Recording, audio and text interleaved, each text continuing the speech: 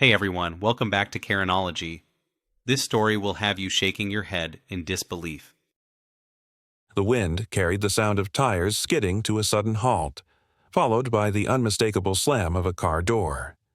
I barely had time to turn before I saw Karen Wells, the self-appointed queen of the neighborhood, storming toward me with an expression of sheer indignation. She stomped across my driveway, her short heels clicking angrily against the pavement, stopping just short of my newly installed gate. She jabbed a finger at it, like it had personally offended her. Her face was twisted in outrage, her jaw so tight I could hear her teeth grind. "What the hell is this, Harry?" she snapped, her voice shrill enough to make my headache worse. "You can't just block the road. That's a public access point." Her hands flailed as she spoke, like she was trying to swat away the very idea that she could be wrong. I took a deep breath, adjusted my old army cap, and looked at her with measured patience. "Karen, this is my driveway, my property, my land," I said, emphasizing each word in case she thought she could argue otherwise. "And I'll do whatever the hell I please with it." I watched as the vein in her temple twitched, her face turning an even deeper shade of red. Her jaw clenched, her fingers curling into fists as she reached for her phone. "Oh, we'll see about that," she hissed before dialing. "Yes, officer. I need to report a man illegally blocking a public road. It's a safety hazard. Yes, I need someone here immediately." Her eyes flickered toward me with triumph, as if she had already won. I let out a slow exhale and crossed my arms, watching as she paced in a tight circle, her phone gripped like a weapon. My neighbor Mary, an old friend and probably the only sane person left in this community, walked up beside me, shaking her head with a smirk. "That woman wouldn't know a private driveway if it bit her in the ass," she muttered. "She's not going to stop until she gets her way," I said, my voice low and steady. "But I'm not budging either." I turned my gaze back to Karen, who was now tapping her foot, arms crossed like she was about to lecture a child. 20 minutes later, a sheriff's cruiser pulled up. Out stepped Sheriff Tom Davis, a man I'd known long enough to recognize the exhaustion in his eyes. He took one look at the situation and sighed, adjusting his belt before strolling toward us. He barely had time to open his mouth before Karen pounced. "This man," Karen announced, her voice dripping with contempt, "has illegally blocked a public road with that monstrosity of a gate. He's preventing residents from accessing our community." Her words were spit with venom, her glare daring the sheriff to disagree. Tom turned to me. "Harry?"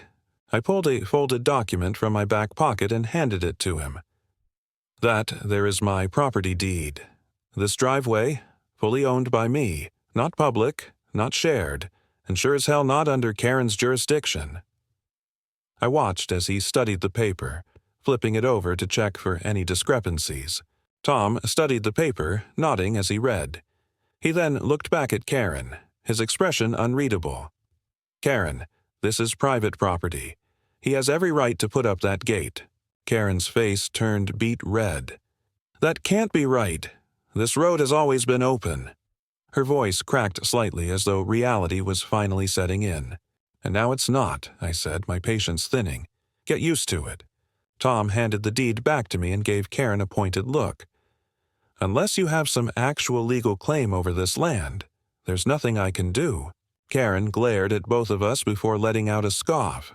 "Fine, but don't think this is over," she snapped before stomping back to her car and peeling off down the street, leaving a small cloud of dust behind her. Mary let out a low whistle. "You know she's going to come back twice as nasty, right?" I exhaled, rolling my shoulders. "I know." I turned back toward the house, my gut telling me that Karen Wells was far from done. And I was right. The next morning, I found a letter pinned to my gate, an official complaint from the Homeowner Association, claiming I was in violation of some obscure property regulation. It was the first of many. Within a week, I had received citations for unauthorized structural modifications, excessive noise, and, most ridiculous of all, unapproved livestock. Mary snorted when she read that last one. So, what now? Chickens aren't allowed on private property? She looked at me, amused, yet slightly concerned. Apparently not, according to Karen. I muttered, scanning the notice. But the county might have something different to say about that. And so, my next stop was the local government office. It took a few days of paperwork, patience, and standing in long lines, but eventually I walked out of there with an official permit. I had full legal permission to keep as many damn chickens as I pleased. When Karen found out, she about lost her mind. I caught her outside my gate, waving the citation in the air like a lunatic. "You can't just override Homeowner Association rules," she shrieked, her face contorted with rage. I held up my permit, my smirk widening. "Oh, but I can," and I did. Her fingers curled around the paper, her knuckles white. "This isn't over, Harry." I watched as she stormed off, shaking my head. Of course it wasn't. Karen never let anything go, and I had a feeling this was just the beginning of her next move. That night, I sat on my porch, sipping my coffee while my chickens clucked in their pen. The stars above were clear, peaceful, and it was one of those rare moments where I could actually enjoy the quiet. Then, in the distance, the faint sound of an engine revving caught my attention. I narrowed my eyes, recognizing the vehicle even in the darkness. Karen's car slowed as it crept by my property, her silhouette barely visible through the windshield. Watching. Planning. I sighed, rubbing my temples. This war was far from over. I woke up to the sound of clucking and the faint creak of my old rocking chair as the wind pushed it against the porch railing. The morning was quiet, but there was an unease in my gut that I couldn't shake. Karen had been too quiet since our last run-in, and that never meant anything good. I poured myself a cup of coffee, sat down, and let my eyes wander to the road leading past my property. That's when I saw it. A small group of people standing just beyond my gate. There were 5 of them now, more than before. I recognized a couple of them from past disputes. One was a tall man with a clipboard, another a wiry woman with a perpetual scowl. And, of course, in the middle of them all was Karen, arms crossed and face set in a smug expression. They weren't on my property, yet, but they were watching, waiting, planning. I sighed and took a sip of my coffee. It was only a matter of time before they tried something else. I didn't have to wait long.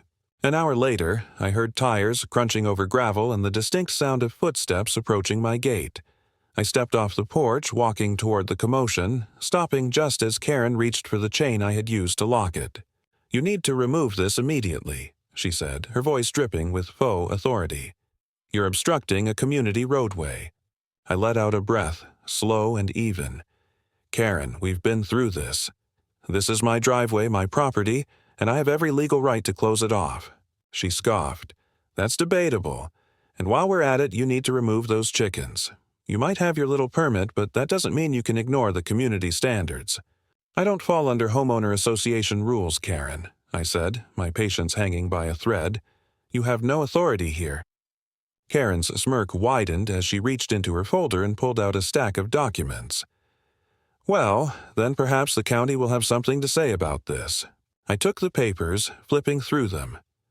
There were complaints, pages and pages of them, filed against me for everything from excessive animal noise to improper property maintenance. Some were laughable, but others looked like they had been crafted to drag me into a legal nightmare. "You've got to be kidding me," I muttered, shaking my head. "Half of this is nonsense." Karen shrugged. "It only takes one violation to make your life difficult. And believe me, I have time." Before I could respond, the sound of another car approaching made us both turn. A dark blue sedan pulled up, and out stepped a man in a pressed suit, carrying a briefcase. Karen's eyes gleamed. "Ah, our legal representative." I tensed as the man approached, his expression neutral. "Mr. Steele, I'm here on behalf of the Homeowner Association. It's come to our attention that your property may be violating several local ordinances. I'd like to discuss these issues with you." I clenched my jaw. "I bet you would." Karen interjected, feigning innocence. "We just want to ensure a harmonious community." I took a step forward, looking between her and the lawyer. "Let me be clear. I am not part of your damn association. My property is not subject to your rules. You can throw as many complaints as you want at me, But at the end of the day, I have the law on my side. The lawyer adjusted his tie. Then I suggest you prepare for a legal review, because this isn't going away. Karen beamed as if she had already won.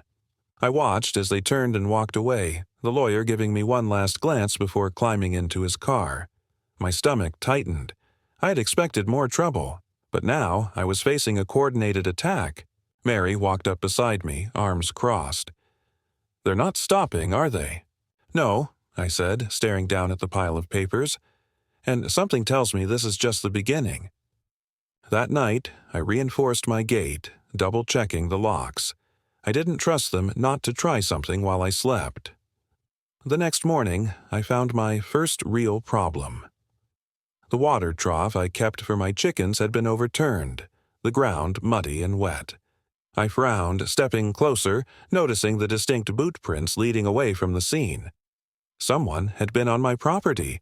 I walked the perimeter, scanning for anything else out of place. That's when I saw it. A small, rusted nail sticking out of one of my truck's tires. My gut told me it wasn't a coincidence. Mary came over later that morning, her hands on her hips. "Something happened? You look like you've seen a ghost." "Somebody was here last night," I said, nodding toward the muddy mess near the trough. "Flip the water over, and look at this." I pointed toward the tire. "They wanted me to have a bad morning." She exhaled sharply, shaking her head. "Damn, Harry, they're escalating. You think it's Karen?" "If it's not her directly, it's someone she put up to it," I muttered. "And I doubt they'll stop at this." Mary folded her arms. "You should put up cameras, catch whoever it is in the act." "Already thought about it," I admitted, "but I have a feeling this is only the start of their games." That night, I sat on my porch, watching the road. I didn't like waiting for the next move, but I knew it was coming. If they wanted to test me, they were about to find out just how stubborn an old veteran could be. The next few days passed with an eerie sort of calm, but I knew better than to believe it would last. Karen wasn't the type to give up, and her silence only meant she was planning her next move. Sure enough, on the third morning, I stepped outside to find a small crowd gathering just beyond my gate. At least 10 people stood there now, whispering among themselves, their eyes flicking between me and the chain holding my gate closed. Karen stood at the front, her arms crossed and her smug expression unwavering, like she had already won whatever battle she had cooked up in her head. "Harry, we need to have a conversation," she called out, her voice carrying that manufactured sweetness she used when she was about to pull something underhanded. "You're making things difficult for the community." I took a slow sip of my coffee before answering. I don't recall asking for a conversation, and I don't recall this being community property. One of the men beside her, a tall, thin fellow in a cheap suit, stepped forward. "Mr. Steele, I'm Michael Price. I represent the Homeowner Association's legal interests, and I'm here to formally serve you with notice that you are in direct violation of several community standards. We request immediate compliance, or legal action will be taken." I eyed the stack of papers he held out to me. "You can request all you want, but this land isn't under your jurisdiction." Karen's expression hardened. "Harry, be reasonable. This road has always been open to the community. Your actions are selfish and disruptive." I let out a slow breath. This road was open because I allowed it to be. Now, I'm not allowing it, and unless you've got some legally binding document saying otherwise, this conversation is over. Price cleared his throat and flipped through the papers. "According to Homeowner Association regulations—" "I'm not in the damn association," I interrupted, my voice sharp. "Your rules mean nothing to me." His mouth opened and closed a few times before he hesitated. Karen stepped in. "You might think that, but there are other ways to handle this." That statement sent a shiver down my spine. "Is that a threat, Karen?" She tilted her head and gave me a small, knowing smile. "Just an observation. Things tend to go smoother when people work with us." I clenched my jaw and took the stack of papers from Price, flipping through them. It was a mountain of nonsense. Petty complaints, fabricated violations, and a so-called petition signed by members of Homeowner Association demanding I remove my gate and my chickens. I turned the pages slowly, then looked up. "You people really have nothing better to do, do you?" Karen sighed dramatically. "Harry, it doesn't have to be like this. If you just remove the gate and get rid of the chickens, this all goes away." I chuckled, shaking my head. "That's not happening. Now, if you'll excuse me, I have actual work to do." I turned on my heel and walked back to my porch. Behind me, Karen fumed while Price shuffled awkwardly. The group began to disperse, murmuring amongst themselves, but I knew they'd be back. That night, I was proven right. A loud bang jolted me awake around 2 in the morning. I grabbed my flashlight and rifle before stepping outside. The gate was wide open, the chain that had been securing it cut and laying on the ground. My stomach twisted. My eyes scanned the area, landing on the chicken coop. The doors were open, and feathers littered the ground. I swore under my breath and rushed toward it. Several of my chickens were gone, the rest clucking and squawking in distress. My blood boiled as I knelt down and inspected the footprints leading away from the coop. Multiple sets, some large, some smaller. The bastards had come in numbers. Mary arrived not long after I called her. She stood beside me, arms crossed, shaking her head. I knew they'd pull something. But this is low. "They want to push me out," I muttered. "Make me back down." She let out a slow breath. "What are you going to do?" I stood, gripping my flashlight tightly. "I'm going to make it very clear that I don't scare easy." The war had just escalated. The next morning, I made a trip to town. I wasn't about to let this slide, and I needed to document every bit of harassment they were throwing my way. I stopped by the sheriff's office first, filing a formal complaint about trespassing and vandalism. Tom, the sheriff, took down my statement, though I could tell he wasn't thrilled about getting involved. "Just be careful, Harry," he said.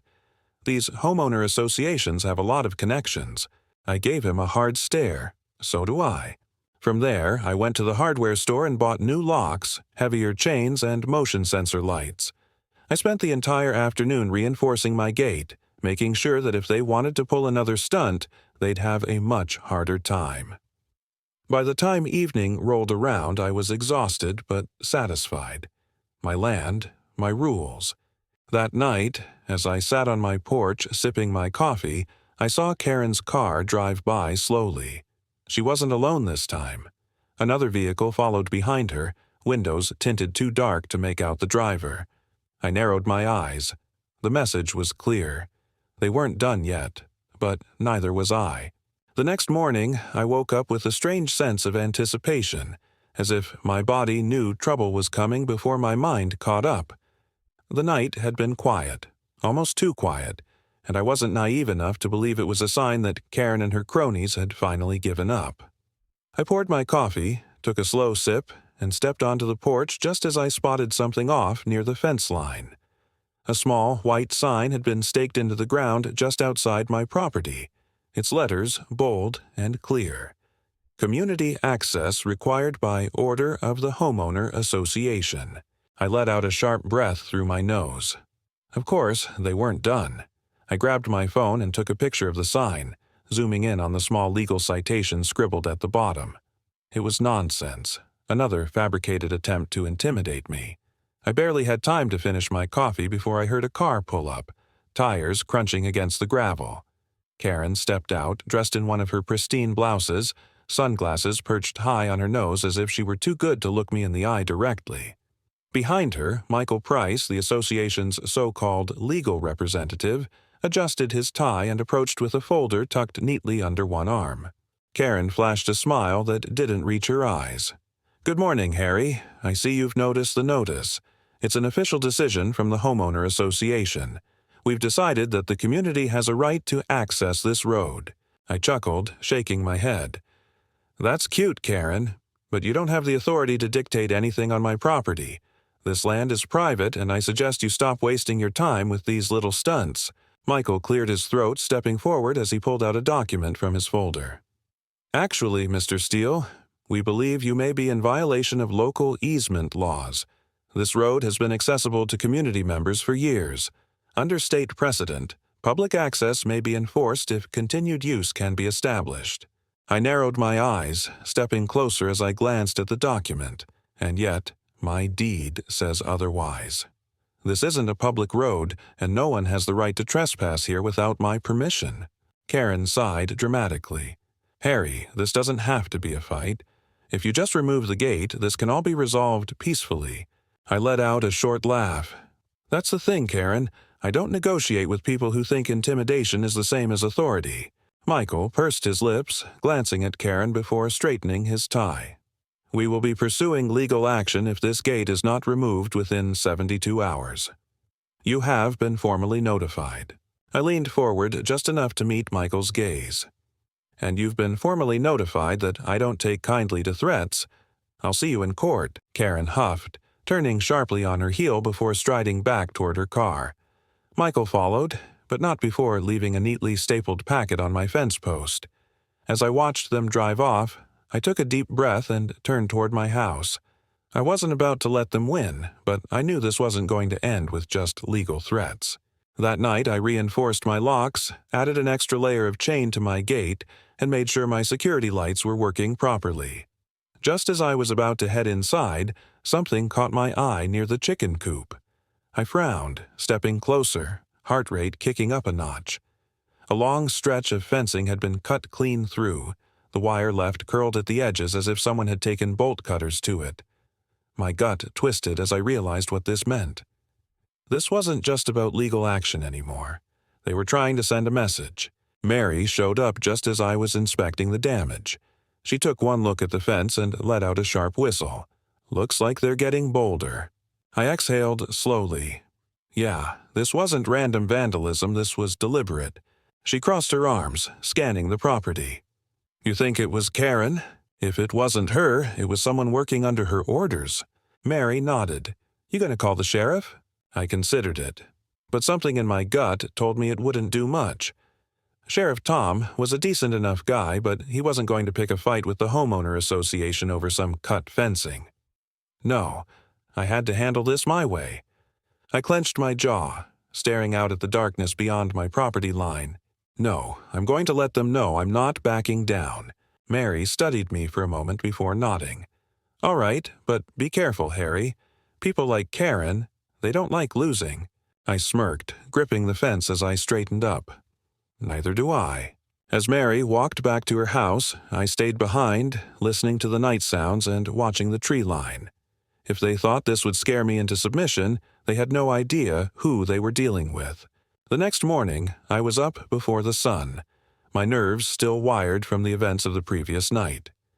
Sleep had come in restless bursts, every creak of the house making me wonder if someone was lurking outside.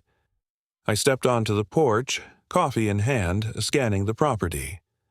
The cut fence was still there, a jagged reminder that this battle had turned personal. I spent the better part of the morning repairing the damage, reinforcing the weak spots with thicker wire and extra support stakes. Mary stopped by as I was finishing up, arms crossed, her sharp eyes scanning the property. "You planning on turning this place into a fortress?" I gave her a wry smile. "If that's what it takes. They think a few petty acts of vandalism are going to drive me out? They don't know who they're dealing with." She nodded. "Good. But be careful, Harry. These people don't play fair." By noon, I was back at the house, looking through the pile of legal documents Karen's lawyer had left on my fence post. I had half a mind to toss them in the fireplace, but I knew better than to ignore them. I spent an hour on the phone with my lawyer, going through the details. "It's all a bluff," he finally said. "They don't have a legal leg to stand on. They're trying to drag you into a fight you can't afford." "I can afford it," I said, "but I don't plan on wasting my time." "Then don't," he said. "Keep records, document everything, and don't engage unless it's absolutely necessary. They're waiting for you to slip up." I ended the call just as I heard the sound of tires on gravel. I stepped outside expecting another round of nonsense from Karen, but instead it was Sheriff Tom. He climbed out of his cruiser, adjusting his belt as he walked up the steps. "Got a minute?" he asked, his expression unreadable. "For you, always." He took off his hat, running a hand through his graying hair. "Look, Harry, I know you're in the right here, but I've been getting calls. Multiple complaints from the Homeowner Association, noise violations, property code concerns, even a report that you were seen threatening a resident." I narrowed my eyes. "You believe that?" He sighed. "No, but that doesn't change the fact that it's on record. You know how this works. Enough complaints pile up, and sooner or later, someone higher up starts paying attention. I folded my arms. So, what are you saying, Tom? I'm saying keep your nose clean. Don't give them anything they can use against you. I let out a slow breath. That's the plan. But I won't sit here and let them walk all over me either. Tom nodded. I didn't figure you would. Just be careful. I watched him leave, frustration curling in my gut. They weren't just trying to intimidate me anymore. They were trying to bury me in paperwork and false accusations. That night, I installed new security cameras, making sure every inch of my property was covered. If they wanted to play dirty, I was ready. I double-checked the locks, made sure my rifle was loaded, and sat on the porch, waiting. The night air was cool, the stars stretching endlessly above, but I wasn't fooled by the peacefulness. Around 2 a.m, I heard movement near the fence line. My pulse kicked up as I grabbed my flashlight and moved quietly toward the noise. A figure darted away as soon as the beam hit them, disappearing into the tree line. I found fresh boot prints near the gate, the chain slightly loosened as if they had been trying to cut it again. Mary was right. These people didn't play fair. But neither did I. I straightened up, my grip tightening on the flashlight. If Karen and her little army wanted a war, they had one. I wasn't going anywhere. The next morning, I woke up to find something new on my property. A stack of printed flyers had been scattered all over my yard, each one plastered with the words, "Public Menace," Harry Steele in bold red letters. Below was a list of fabricated accusations, harassment, destruction of community property, even a claim that I had made violent threats against my neighbors. I clenched my jaw as I gathered the papers, my hands tightening into fists. This was a new level of low, even for Karen. Mary arrived just as I was finishing. They really did this? She shook her head, her mouth tightening. They're trying to turn the whole town against you. I exhaled through my nose. They can try, but anyone who knows me won't believe this crap. She frowned. And those who don't know you? I glanced at the road, where a few cars had slowed down to look at my house before moving on. I knew what she was asking. Karen wasn't just trying to make my life difficult. She wanted me gone. I looked back at Mary, my resolve hardening. Then I'll make sure they know the truth. That night, I set up extra floodlights, knowing this wasn't over. If they wanted a battle, they had one. They had taken this too far, and I was done playing defense. It was time to strike back.